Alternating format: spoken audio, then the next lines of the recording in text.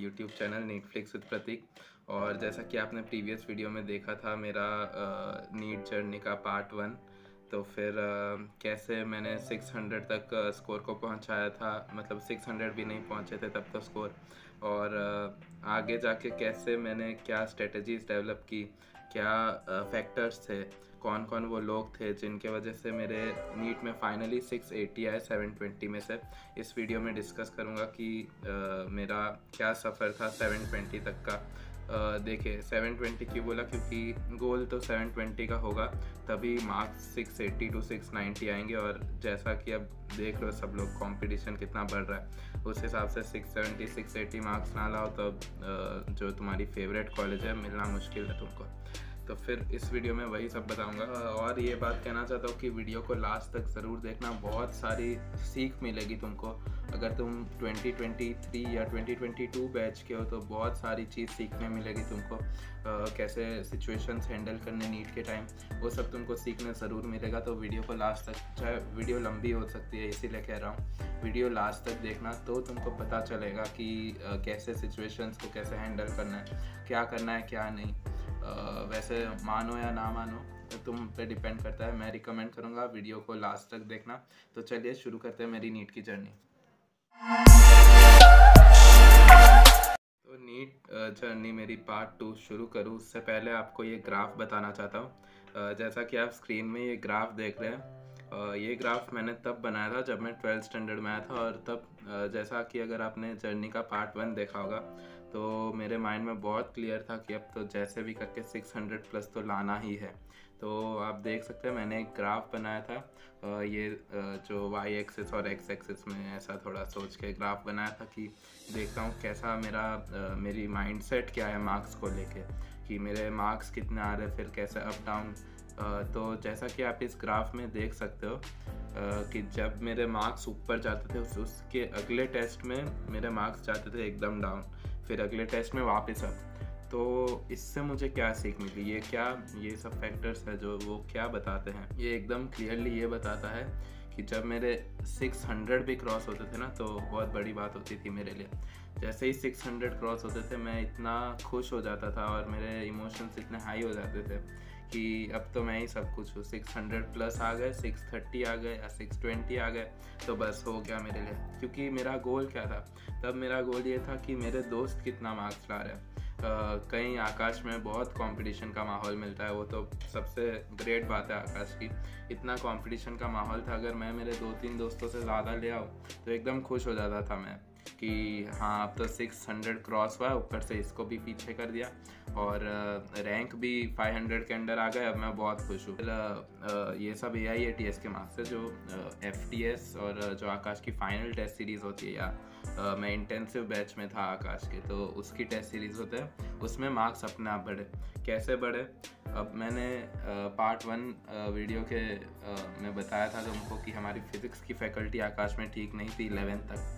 और फिर 11th के बाद हमको मिले ये, इनका नाम है दीपांश सर, फिज़िक्स के एकदम महाज्ञानी से महाज्ञानी, एकदम फ्रेंड। हमको लास्ट एक फ्रेंड है हमारे जिन्होंने हमको लास्ट तक नहीं छोड़ा।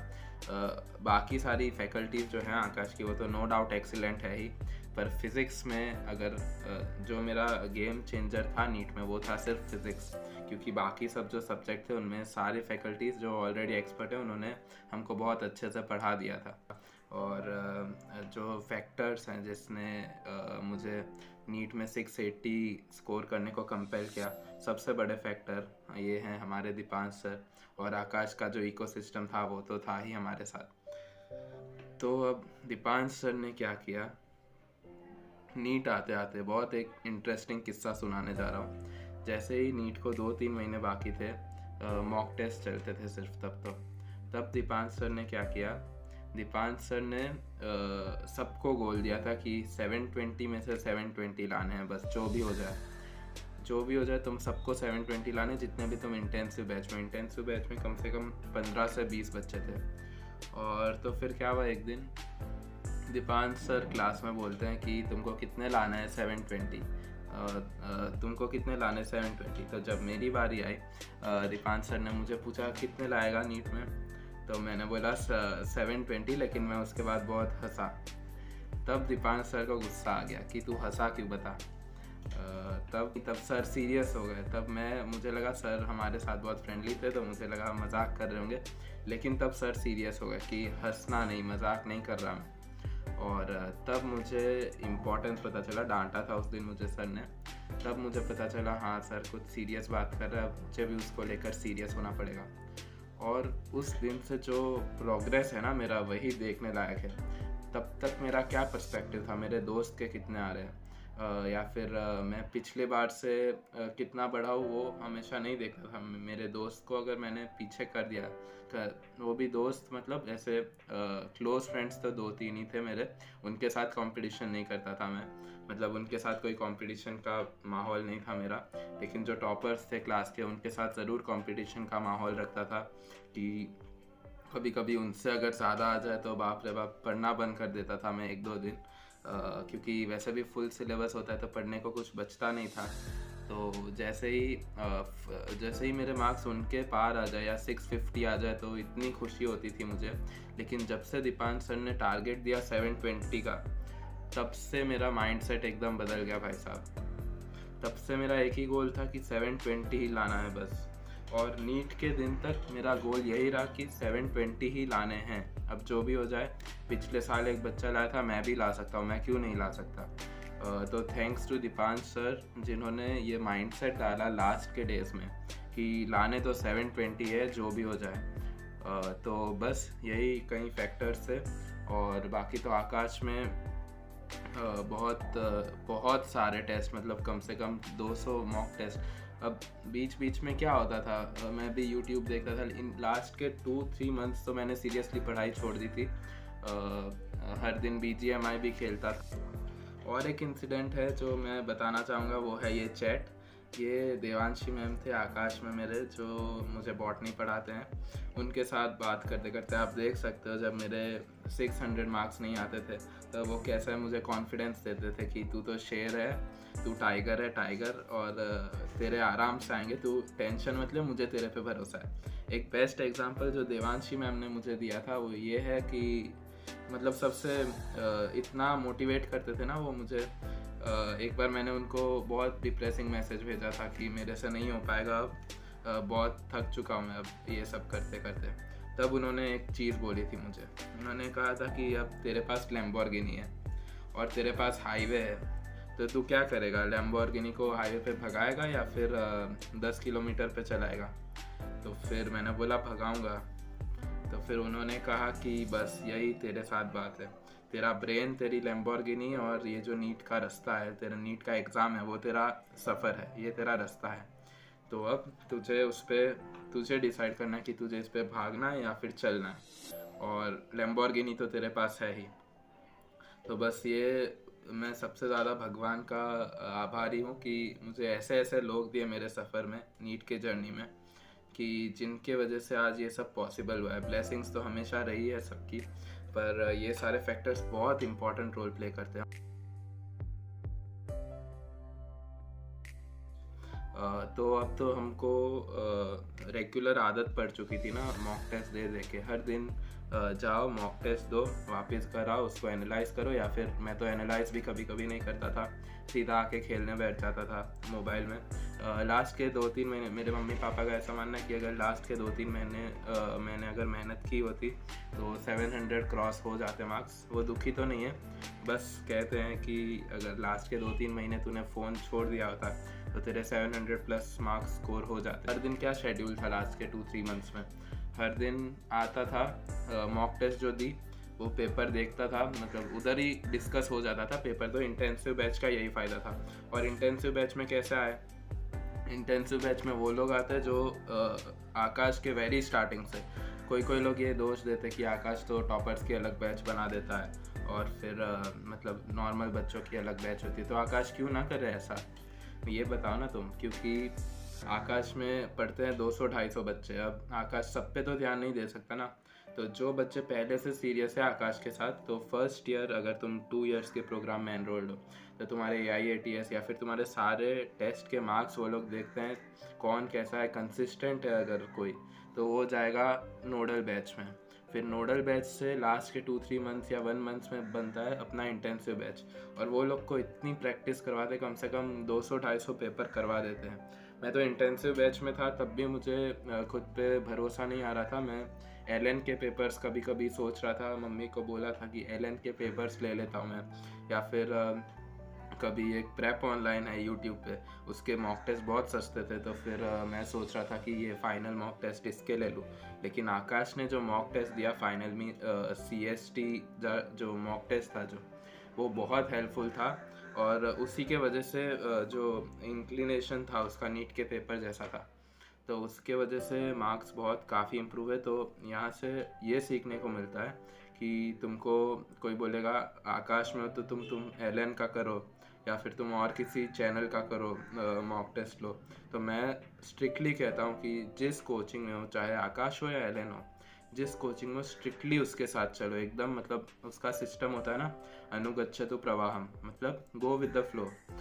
जैसा वो लोग तुमको करवाए बस वैसा आंख बंद करके करते रहो, और तुम्हारा निकल जाएगा नीट। बस इतने साल से कोचिंग खोल के बैठे हैं, उनको एक्सपीरियंस है कि कैसे, तो फिर किसी एक ही सिस्टम के साथ रहो, मैं ये बोलूँगा। मैं भी भटकने की कोशिश की थी, बट मम्मी पापा की वजह से उन्होंने मुझे भटकने नहीं दिया, कहा कि जो आकाश दे रहा है वो कर, हो जाएगा। और जो आकाश की फैकल्टीज़ थी वो लोग भी यही कहते थे कि आकाश के साथ रहो, तुम्हारा हो जाएगा, बस भरोसा रखो हम पे। तो ये कुछ फैक्टर्स थे। फिर धीरे धीरे करके IATS में तो मार्क्स कम ही आ रहे थे, फिर आकाश ने चलाया NBP प्रोग्राम, NBP मतलब NCERT बूस्टर प्रोग्राम्स, वो चलाया आकाश ने। उसमें तो NCERT रट के जाते थे और लाइन टू लाइन आ जाता था, उसमें इतना फ़ायदा नहीं था। लेकिन जो आकाश का फाइनल टेस्ट सीरीज़ आया FTS, वो जो भी बच्चा अगर देख रहा हो, अगर 2 साल मेहनत की होगी ना, फिर FTS में अगर जान लगा दोगे तो तुम्हारे 650 प्लस पक्का है उसमें। और बाकी फ़िज़िक्स में बहुत प्रॉब्लम आती थी। फ़िज़िक्स के मैंने शॉर्ट नोट्स बना लिए थे, हर चैप्टर के शॉर्ट नोट्स बना लिए थे। 12th के तो बना ही लिए थे, क्योंकि हमारे जो दीपान सर थे उन्होंने कहा था 12th का फॉर्मूला बुक होना चाहिए। तो 12th का बनाते बनाते जैसे ही 12th के बाद टाइम मिला, तो मैंने 11th के भी कई चैप्टर्स के बना के रख दिए। बहुत इफ़ेक्टिव था वो। और जो फाइनली आते आते मेरे मार्क्स पहुंचने लगे 650, 670, और जो हाईएस्ट मार्क्स थे मेरे 705 थे। यहाँ मैं और 2 कैरेक्टर्स को जोड़ना चाहूँगा। वो 2 कैरेक्टर्स है, सबसे पहला तो ये है पार्थ पटसाला। ये मेरा दोस्त था आकाश के स्टार्टिंग से, मतलब क्लास 11th के शुरू होने से 12th के नीट तक ये मेरा सबसे ख़ास दोस्त रहा। और हर अप्स एंड डाउन्स इसने देखे हैं मेरे, और हर चीज़ में इसने मेरी सपोर्ट की आज तक भी। मतलब नीट के बाद भी हर सिचुएशन वही कंट्रोल करता है मेरा, और बहुत इमोशनल सपोर्ट किया इसने। मार्क्स कम आते थे तब इमोशनल सपोर्ट करता था। बहुत ऐसे फ्रेंड्स की बहुत ज़्यादा ज़रूरत होती है तुम्हारे जर्नी में। हेल्दी कंपटीशन रखना होता है उनसे, उनको मार्क्स बताओ, उनके साथ डिस्कस करो तुम्हारे डे टू डे प्रॉब्लम्स। ऐसे दोस्त बहुत ज़रूरी हैं। तो फ्रेंडशिप भी मैटर करती है। और दूसरी जो मेरी ख़ास दोस्त है वो है ये श्रेया पटेल। इसका तो क्या ही बोलूँ, मतलब नीट के 2-3 महीने पहले हर मॉक टेस्ट इसने सॉल्व करवाया मेरे। मतलब डाउट तो नीट के 2-3 महीने पहले क्या हुआ था, 2021 बैच के स्टूडेंट्स हैं हम, और हमारा बैच जाते जाते 2022 स्टूडेंट्स थे, उनका भी पढ़ाई शुरू हो गया था। तो फैकल्टीज़ ज़्यादातर बिजी रहते थे वहाँ पे। तो जो पेपर्स के डाउट थे जो बार बार ऐसे पूछने में भी शर्म आए, वो मैंने इससे पूछे हैं, और इतने अच्छे से सॉल्व करवाया ना इसने। मतलब एक ट्रू फ्रेंड की निशानी है ये। तो ये दोनों को मैं अपने नीट की जर्नी का क्रेडिट है, ये दोनों को भी देना चाहूँगा। इनके बिना, मतलब सच्ची में इनके बिना मेरा नीट का सफ़र अधूरा है। तो thank you Parth and Shreya, तुम दोनों को भी, जो तुमने इतनी मदद की मेरी नीट की जर्नी में। Thank you so much. और एक फैक्टर जो इम्पोर्टेंट रोल प्ले करता है वो है तुम्हारे नीट के दिन तुम्हारा माइंड कैसा है। मैं बता रहा हूँ, नीट के दिन जो माइंड है ना, वो तुम्हारा रिज़ल्ट एकदम मतलब डेविस्टेटिंग इफेक्ट दे सकता है तुमको। अगर नीट के दिन तुम स्ट्रेस हुए ना, बिल्कुल भी स्ट्रेस हुए ना, तो फिर मानो कि गया तुम्हारा काम ख़त्म। और कोई कोई लोग रोल नंबर गलत भर देते हैं नीट में। उनको मैं ये, अगर तुम्हारे साथ भी ऐसा हो तो तुमको ये बताना चाहूँगा कि अगर रोल नंबर गलत भी भरो तो टेंशन नहीं लेना है, क्योंकि उनके पास ऐसा सिस्टम होता है कि गलत रोल नंबर पे भी वो लोग OMR से जो बार कोड होता है वहाँ से चेक कर सकते हैं। तो अगर तुम फ्यूचर एस्पिरेंट हो, ये वीडियो देख रहे हो, तो ये समझ जाना तुमको पैनिक नहीं होना है अगर तुम रोल नंबर गलत कर भी दो। वैसे तो करना नहीं है, पैनिक तो होना ही नहीं है एग्ज़ाम के दिन। मेरे कई दोस्त हैं जो अपने पापा को बोल के गए थे, एक लड़का है, कई दोस्त नहीं, एक लड़का है जो बोल के गया था कि मैं नीट में ड्रॉप लेने वाला हूँ इस साल, अगले साल अच्छा करूँगा, और वो नीट में 695 मार्क्स लेके आया। तो ऐसे भी एग्जांपल्स है। तो उस दिन का जो तुम्हारा माइंडसेट है बहुत ज़्यादा इफेक्ट करता है कि तुम कैसा स्कोर करने वाले हो नीट में। और मैं तो बताऊँ तो नीट के एक दिन पहले मुझे पापा गार्डन में वॉकिंग में ले गए थे, पूरे गार्डन का चक्कर लगाया था, रनिंग करवाई थी, और पेड़ों के बीच बैठाया था, घास पे चलवाया था पापा ने मुझे, उनके साथ वॉकिंग। इसीलिए तो मैं कहता हूँ हम सफ़र है मेरे पापा में।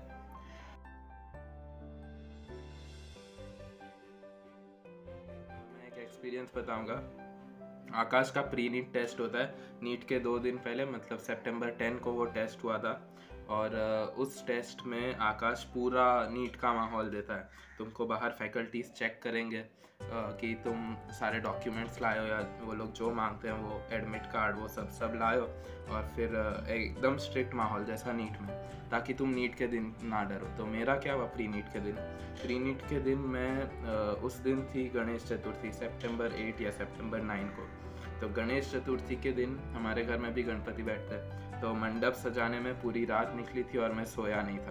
तो जब प्री नीट टेस्ट देने गया था, प्री नीट टेस्ट में भाई साहब नींद की कमी, और जो माहौल दिया आकाश ने उसमें मैं पूरा डर गया।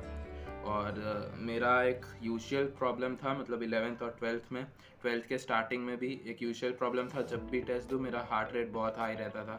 सबका रहता है, लेकिन मेरा बहुत, मतलब डर जाता था मैं कोई भी टेस्ट देने से पहले। और अगर टेस्ट के बीच में हार्ट रेट हाई रहा फिर तो मैं उसमें पूरा पेपर पूरा ख़राब करके आता था, वो पक्का है। तो वही सेम चीज़ हुआ मेरा प्री नीट के दिन, नींद की कमी थी, और आकाश ने माहौल दिया नीट का। उसी दिन मेरे 662 मार्क्स आए थे प्री नीट में। और प्री नीट में 662 मार्क्स आना एक झटका था मेरे लिए, क्योंकि हमेशा 680 प्लस 690 प्लस मार्क्स आ रहे थे लास्ट में। और जो प्री नीट के दिन मैं डरा, उसी दिन आके मैं घर में सो गया था। फिर अगले दिन एकदम सुबह फ्रेश चालू किया। सितंबर 11 को मैंने सुबह उठा फ्रेश मूड में। मेडिटेशन एक बहुत बड़ा रोल प्ले करता है, आप मानो या ना मानो, मेडिटेशन बहुत बड़ा रोल प्ले करता है। तुम्हारे माइंड को चैनलाइज करता है, तुम्हारा फोकस चैनलाइज करता है। और जो डर है, अगर हार्ट रेट हाई हो रहा है तुम्हारा एज अ स्टूडेंट, तो मेडिटेशन तुम्हारे लिए बहुत ज़रूरी है। मेडिटेशन करना शुरू करो। फिर ऐसा नहीं कहूँगा कि डे में अगर आधा घंटा भी दो मेडिटेशन को, मेडिटेशन की भी टेक्निक है, अगर आधा घंटा दो तो तुम्हारी हार्ट रेट नॉर्मल ला सकता है, जो बहुत ही बड़ा फैक्टर प्ले कर सकता है कि तुम्हारे मार्क्स कितने आ रहे। और फिर जो एक्सपीरियंस रहा 662 आने के बाद, मैं पूरा दिन सोया उस दिन। मैंने पेपर छोड़ दिया क्योंकि लास्ट पेपर तो चेक करना नहीं होता है। फिर अगले दिन था नीट के दिन सुबह उठ के भी मैंने मेडिटेशन किया है। 12 सितंबर की सुबह को मैंने मेडिटेशन किया था।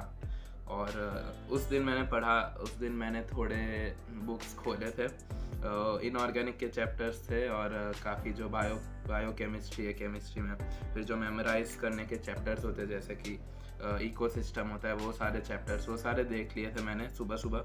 फिर पापा ने कहा कि बुक छोड़ दे, अब बहुत हो गया। 2-3 घंटे पहले, या फिर इधर से निकलने के 2-3 घंटे पहले मैंने बुक्स छोड़ दिए थे। और 2 से 5 तो मॉक टेस्ट देने की आदत आकाश ने बनवाई थी, तो उसका प्रॉब्लम नहीं था। तो उस दिन हम गए SVNIT सूरत, वहाँ पे मेरा सेंटर लगा था। उस दिन एक इमोशनल बात ये हुई कि एग्ज़ाम सेंटर में मुझे छोड़ने गए मेरे पापा, और उधर मुझे हक किया पापा ने, और वो रो पड़े, क्योंकि एक बड़ा एग्ज़ाम देने जा रहा था मैं।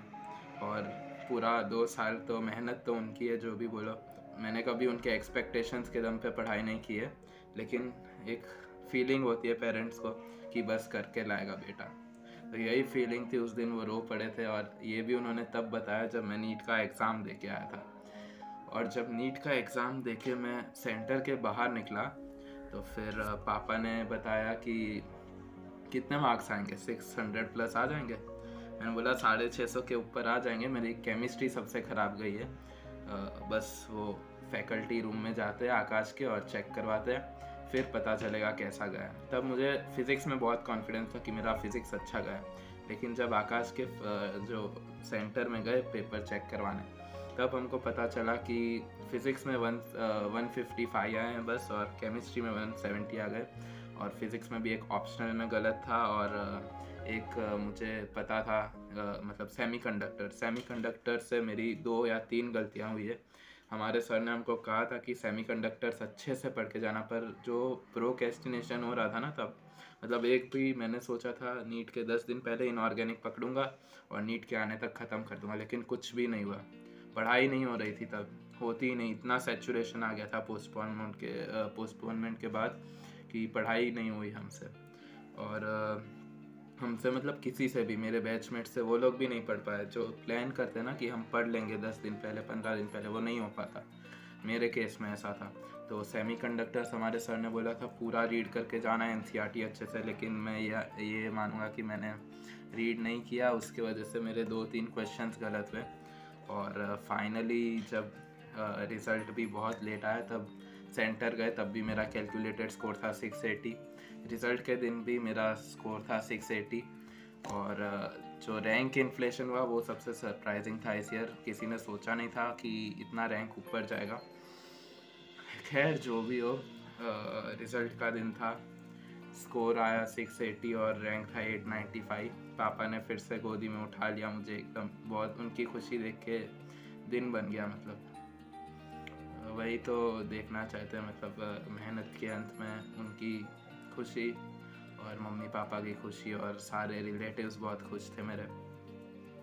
और फाइनली कॉलेज अलॉटमेंट के टाइम मुझे एम्स नागपुर अलॉट हुआ। बहुत सारे फैक्टर्स थे। जो मेरा ड्रीम कॉलेज सबसे पहले था बीजे मेडिकल कॉलेज, जब मेरे 600 टच नहीं होते थे, जब मैंने आकाश ज्वाइन किया था, तब मेरा ड्रीम कॉलेज था बीजे मेडिकल कॉलेज। जैसे जैसे मार्क्स बढ़े तब एम्स की तरफ निशाना किया, और एम्स में भी ड्रीम कॉलेज था एम्स जोधपुर। बट बहुत टॉक्सिक कल्चर है राजस्थान में। प्रीवियस ईयर्स में एम्स जोधपुर में 5-6 सुसाइड्स हो चुके हैं आज तक। और फाइनली मुझे अपना ड्रीम कॉलेज ही मान लो, एम्स नागपुर मेरा ड्रीम बन चुका था नीट के अलॉटमेंट के रिज़ल्ट आते आते। और फाइनली मुझे अपना कॉलेज मिला। एक ड्रीम था जो पूरा होते होते एम्स यूनियन के साथ ख़त्म होने आया।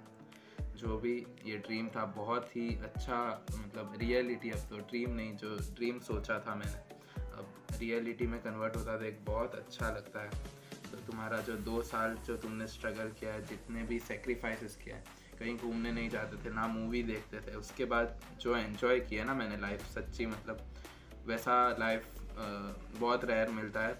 और ये जो कहते हैं ना एक डर के आगे जीत है, वही है ये। मतलब बस नीट दे दो, उसके बाद कॉलेज खुलने तक तुम्हारे लाइफ में ऐश ही ऐश है, वो तुमसे कोई नहीं छीन सकता। और वो ऐश ज़िंदगी का बेस्ट होगा। तुमको ना कोई रोकेगा ना कोई टोकेगा, बस एंजॉय करना है। तो बस यही था मेरा नीट का सेकंड पार्ट। अगर तुमको अच्छा लगा हो तो प्लीज़ यार लाइक शेयर और सब्सक्राइब कर देना। NEET Flix with Prateek. Thank you.